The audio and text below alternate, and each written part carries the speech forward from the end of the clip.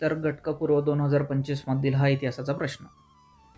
3 September 1942 रोजी तासगाव मामलेदार कचेरीवरील मोर्चाचे खालीलपैकी कोणत्या कार्यकर्त्यांनी नेतृत्व केले होते? अ. कृष्णरामा कुऱ्हाडे, ब. वि. स. पागे, क. गोविंद खोत, ड. डॉ. य. कृ. सोवनी.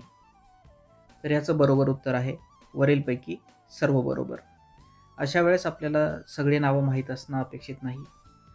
तर ह्यामधील ब. वि. स. पागे हे नाव आपल्या सगळ्यांच्या परिचयाचे आहे.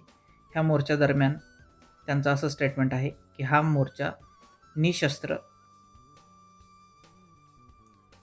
असायला हवा.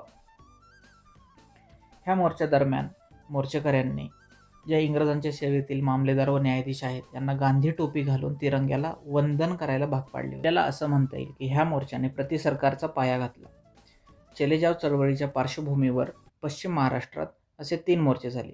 पहिला कराड, दुसरा पाटण आणि तिसरा मोर्चा तासगाव येथे.